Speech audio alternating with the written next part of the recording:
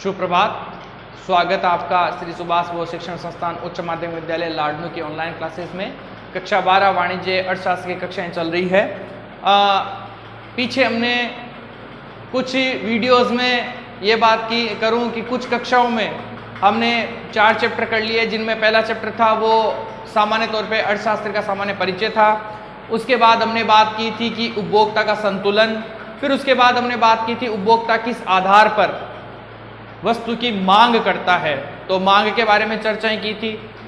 यहां तक अगर हम सारी बात देखें तो सारा मामला चल रहा था उपभोक्ता के आधार पर। आज नया चैप्टर, नया कॉन्सेप्ट है पूर्ति अवधारणा। पूर्ति अवधारणा की बात करें तो पूर्ति को हमें एक उत्पादक के नजरिए से समझना है। एक उत्पादक जो माल को बनाकर बेचता है उसके नजरिए से।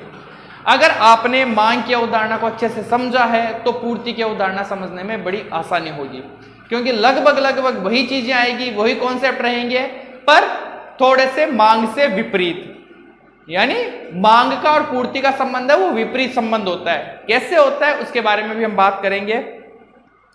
सबसे पहले हम बात करते हैं कि पूर्ति कहते किसे हैं। जब एक उपभोक्ता है वो एक निश्चित कीमत पर, निश्चित समय पर, निश्चित वस्तुओं की मांग करता है, तो वो वस्तुएं आएगी कहां से? तो इन्हीं सभी परिदृश्य में निश्चित समय, निश्चित मांग के आधार पर एक उत्पादक है वो उन वस्तुओं की आपूर्ति करता है, उनको उपलब्ध करवाता है। वो होती है सामान्य तौर पर पूर्ति। ठीक है, जैसे मैंने पूर्ति का अर्थ लिखा, किसी वस्तु की पूर्ति का अभिप्राय वस्तु की उस मात्रा से जिसे विक्रेता एक निश्चित अवधि में निश्चित कीमत पर बेचने को तत्पर होता है। यानी एक निश्चित टाइम है, उस निश्चित टाइम में एक निश्चित कीमत है, उस निश्चित कीमत पर उत्पादक है वो उसे बेचने के लिए तैयार होता है। मांग किसने की? मांग की उपभोक्ता ने। लेकिन पूर्ति कौन करेगा? उत्पादक। पूर्ति कौन करेगा? उत्पादक। निश्चित समय और निश्चित कीमत पर। ठीक है, अब जब हमने इसका अर्थ समझ लिया तो सामान्य तौर पर हमारे दिमाग में कॉन्सेप्ट रहता है। वो दिमाग में कॉन्सेप्ट क्या रहता है कि पूर्ति और स्टॉक एक ही चीज है। पूर्ति और स्टॉक है वो एक ही चीज है। वास्तव में पूर्ति और स्टॉक दो अलग अलग अवधारणाएं हैं। कैसे? सपोज करो एक संस्था है, उस संस्था ने, या ये कहो कि एक उत्पादक संस्था है, उत्पादन करने वाली संस्था है जो साबुन बनाती है। क्या बनाती है? साबुन। 1 महीने के दौरान उस संस्था ने लगभग 1000 इकाइयां साबुन की तैयार की। कितनी इकाइयां साबुन की तैयार की? 1000 इकाइयां। बात आगे समझ में? उन 1000 इकाइयों में से उस उत्पादन संस्था ने उस 1 महीने में बाजार में 900 इकाइयां हैं साबुन की, वो भेजी विक्रय के लिए।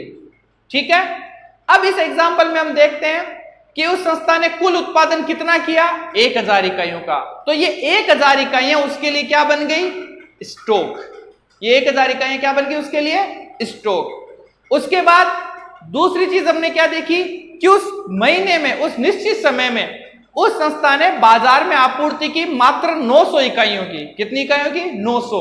तो ये जो 900 इकाइयां हैं, ये 900 इकाइयां क्या कहलाएगी? ये 900 इकाइयां कहलाएगी आपके पूर्ति। समझ में आई बात? ये 900 इकाइयां क्या कहलाएगी? पूर्ति। तो अब इस एग्जांपल से पूर्ति व स्टॉक, इसके बारे में क्या देखेंगे?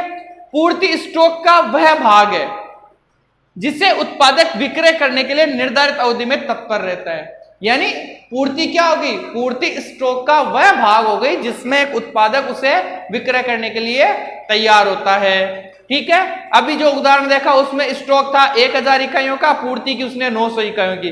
तो स्टॉक का एक भाग हो गया ना पूर्ति, कि स्टॉक का कुल भाग कितना था? 1000 इकाइयों का, उसमें से 900 इकाइयां यानी 90% उसने क्या किया? बेचने के लिए तैयार कर दी, यानी आपूर्ति कर दी उसने।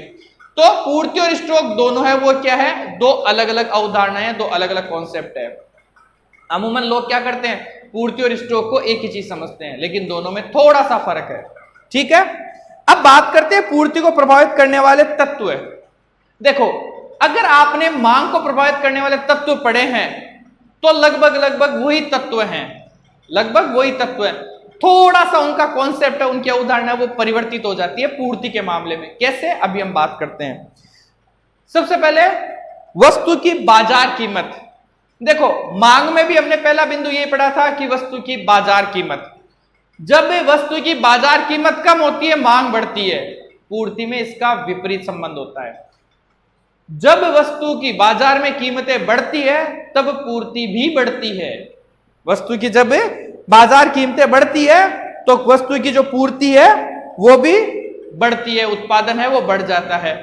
तो इस एक आधार पर हम बात करते हैं कि मांग और कीमत में संबंध कैसा था, विपरीत संबंध था, जबकि पूर्ति और कीमत में कैसा संबंध है, धनात्मक संबंध है। कीमत बढ़ेगी तो पूर्ति भी बढ़ेगी। तो पहला बिंदु समझ में आया, वस्तु की बाजार कीमत, वस्तु की बाजार कीमत अगर बढ़ेगी तो पूर्ति है वो भी बढ़ेगी। अगला बिंदु है वस्तु के उत्पादन साधनों की कीमत। अगर वस्तु के उत्पादन साधनों की कीमतें कम होती है तो पूर्ति बढ़ती है। पूर्ति क्या होगी, बढ़ेगी, उत्पादन बढ़ेगा। उदाहरण के तौर पर अगर कच्चा माल सस्ता होता है तो उत्पादक है कच्चा माल अधिक से अधिक खरीदेगा और उससे वस्तुओं का उत्पादन अधिक से अधिक करेगा और बाजार में आपूर्ति करेगा। सिंपल सी बात है। तो उत्पादन के जो साधन होते हैं उन उत्पादन के साधनों की कीमतों में और पूर्ति में विपरीत संबंध होता है। उत्पादन के साधनों की कीमतें गिरने पर एक उत्पादक उनको अधिक खरीदेगा और उत्पादन की मात्रा बढ़ा देगा। ठीक है। संबंधित वस्तुओं की कीमतें। अब संबंधित वस्तुएं दो प्रकार की थी, पूरक वस्तु और स्थानापन्न वस्तु। अगर पूरक वस्तु की बात करें तो अगर कोई वस्तु है जिसकी पूरक वस्तु है उसकी कीमतें कम हो रही है, उसकी कीमतें क्या हो रही है, कम हो रही है, तो जो संबंधित वस्तु है उसकी मांग है वो बढ़ जाएगी, पूर्ति है वो क्या हो जाएगी, बढ़ जाएगी। संबंधित वस्तु की पूर्ति है वो बढ़ जाएगी। अगर स्थानापन्न वस्तुओं की बात करें तो स्थानापन्न वस्तुओं में अगर एक वस्तु की कीमत कम हो रही है तो उत्पादक उस वस्तु की पूर्ति कम कर देगा। पूर्ति क्या कर देगा, कम। और जिस वस्तु की कीमत बड़ी है उसकी पूर्ति क्या करेगा, ज्यादा करेगा, क्योंकि उसे तो अधिकतम मुनाफा कमाना है, इसलिए वो जिसकी कीमत ज्यादा उसको ज्यादा बेचने की कोशिश करेगा। क्योंकि यहां पर हम किसके बारे में अध्ययन कर रहे हैं, एक उत्पादक की दृष्टिकोण से बात कर रहे हैं। ठीक है। तभी मैंने कहा था ना कि मांग और पूर्ति का जो कॉन्सेप्ट है वो सेम है, लेकिन अध्ययन करेंगे तो दोनों में क्या आएगा, थोड़ा सा विपरीत संबंध आएगा। वो भी किस आधार पर, कीमत के आधार पर। चौथा है तकनीकी प्रौद्योगिकी में परिवर्तन। अगर तकनीकी और प्रौद्योगिकी में परिवर्तन होता है तो भी पूर्ति बढ़ती है। इसको भी बहुत आसानी से समझ सकते हो। जब इंग्लैंड में औद्योगिक क्रांति हुई, औद्योगिक क्रांति में विभिन्न प्रकार की मशीनों का आविष्कार हुआ, उसके बाद उत्पादन आपको पता है बढ़ा। सामान्य दृष्टिकोण से भी हम देखें, मान लो एक ऐसी फर्म है या ऊनी कपड़े उत्पादित करने वाली फर्म है जो पुरानी पारंपरिक जो तकनीक है उसका इस्तेमाल कर रही है, तो वो हो सकता है दिन में 50 या 60 इकाइयों का उत्पादन कर रही हो। अब उन्होंने नई आधुनिक तकनीकी मशीनें लगा ली, तो उनका उत्पादन है वो बढ़ गया। उनकी कीमतें क्या है, उनकी जो इकाइयां हैं उत्पादन की वो बढ़ गई। पहले जहां पर वो 50 इकाइयां उत्पादित कर रही थी, अब हो सकता है वो 200 इकाइयां उत्पादन करे। तो तकनीक में परिवर्तन होने से भी जो पूर्ति है उसमें परिवर्तन होता है, पूर्ति आपकी बढ़ जाती है। ठीक है। इसके बाद है विशेष अवसर। देखो, विशेष अवसर, भारत एक ऐसा देश है जहां पर 365 दिनों में से ये मान के चलो 370 दिन त्योहार रहते हैं, कुछ ना कुछ ओकेजन चलते ही रहते हैं भारत में। ठीक है। तो विशेष अवसरों पर विभिन्न वस्तुओं की या विशेष वस्तुओं की मांग है वो ज्यादा होती है। उस परिस्थिति में एक उत्पादक है वो ज्यादा से ज्यादा आपूर्ति करना चाहेगा और अपने लाभ को अधिकतम करना चाहेगा। जैसे ईद, होली, दिवाली, नववर्ष, क्रिसमस, इन पे विभिन्न प्रकार के आयोजन होते रहते हैं और वस्तुओं की मांग है, विभिन्न प्रकार की वस्तुओं की मांग है वो बढ़ती रहती है। तो ऐसी स्थिति में उत्पादक है वो आपूर्ति बढ़ाता है, ऐसे अवसरों की तलाश में रहता है और उत्पादन को बढ़ाता है, और उत्पादन और आपूर्ति को बढ़ाकर वो अपने मुनाफे को, अपने लाभ को अधिकतम करने की कोशिश करता है। तो विभिन्न अवसरों पर भी जो उत्पादन है वो अपने आपूर्ति को बढ़ाता है। आगतों की गुणवत्ता। आगते किसे कहते हैं? आगतों का मतलब जो उत्पादन में प्रयुक्त होने वाले कच्चा माल, अन्य साधन वो है, उन पर उनको कहते हैं आगते। तो अगर आगतों की क्वालिटी अच्छी है तो डेफिनेटली आपकी पूर्ति भी क्या होगी, अच्छी होगी। एक सिंपल सा उदाहरण देख लीजिए। एक किसान है, वो बाजार से हाइब्रिड बीज लेके आता है जो उन्नत किस्म के हैं।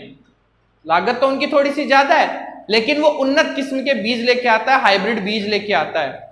तो डेफिनेटली उसका उत्पादन क्या होगा? बढ़ेगा। उसका उत्पादन क्या होगा? बढ़ेगा। जब उत्पादन बढ़ेगा तो निश्चित तौर पर आपूर्ति है वो स्वतः ही क्या हो जाएगी? बढ़ जाएगी। पूर्ति है वो बढ़ जाएगी। तो जो आगतों की गुणवत्ता है वो भी पूर्ति को बढ़ाती है, पूर्ति को प्रभावित करती है। परिवहन लागतें, परिवहन लागतें भी आपकी पूर्ति को पूरी तरह से प्रभावित करती है। अगर परिवहन की लागतें कम होगी तो एक उत्पादक है वो अपने माल को ज्यादा से ज्यादा पूर्ति करेगा। क्यों? क्योंकि उससे उसकी परिवर्तन लागतें कम हो रही है और लाभ है वो बढ़ रहे हैं। अगर परिवर्तन लागतें ज्यादा होती है तो परिवर्तन लागतों के ज्यादा होने से जो उत्पादन है उसकी लागत स्वतः बढ़ जाएगी, और जब लागत बढ़ेगी तो बाजार में पूर्ति है वो की तो जाएगी, लेकिन उसका विक्रय वो थोड़ा कम स्तर पर होगा। वर्तमान परिप्रेक्ष्य में देख रहे हैं पेट्रोल डीजल की कीमतें बढ़ने से तो जो आपूर्ति है वो थोड़ी कम हो रही है, लिमिटेड हो रही है, क्योंकि इससे क्या है कि परिवहन लागतें बढ़ गई। परिवहन लागतें बढ़ने से सामान ज्यादा महंगा हो जाता है, ज्यादा महंगा होने से उसकी विक्रय है वो थोड़ी मुश्किलों से होती है। क्यों? क्योंकि अगर उत्पादन की लागत बढ़ती, उत्पादन की लागत कम होती है और परिवहन की लागतें कम होती है तो इससे क्या होगा? जो उत्पादक है वो एक निश्चित कीमत पर माल बेचने के लिए तैयार होगा तो उसका मुनाफा बढ़ेगा। अगर उत्पादन की लागत निश्चित है, परिवहन की लागतें बढ़ेगी तो डेफिनेटली जो कीमत है उत्पाद की, उस उत्पाद की कीमत भी बढ़ जाएगी, और कीमत बढ़ाकर वो बाजार में ज्यादा टिक नहीं पाएगा। इसलिए परिवहन लागतें हैं वो वस्तु की पूर्ति है उसको प्रभावित करती है। ठीक है, बहुत सिंपल और सरल सा कॉन्सेप्ट है पूर्ति की अवधारणा, कॉन्सेप्ट ऑफ सप्लाई। अगर आपने मांग को अच्छे से पढ़ा है, अच्छे से अध्ययन किया है तो पूर्ति में कहीं कोई दिक्कत नहीं आएगी। अगर आपने मांग अच्छे समझ लिया तो पूर्ति के मामले में एक ही चीज दिमाग में डाल लो कि मांग से विपरीत चलेगी पूर्ति। मांग से क्या चलेगी? विपरीत। अगर आपने ये कॉन्सेप्ट डाल लिया और आपके समझ में आ गया तो ये मान के चलो पूर्ति स्वतः ही आपके समझ में आ जाएगी। तो आज हमने बात की पूर्ति क्या होती है, पूर्ति का अर्थ क्या है, स्टॉक और पूर्ति में क्या अंतर है, और पूर्ति को प्रभावित करने वाले तत्व कौन कौन से हैं। ठीक है, आगे हम बात कर देंगे पूर्ति का नियम क्या है, उस नियम की मान्यताएं और किस प्रकार से वो लागू होता है, काम करता है, और जैसे मांग वक्र की बात की थी वैसे यहां पर पूर्ति वक्र की भी बातें करेंगे। आज के वीडियो में इतना ही।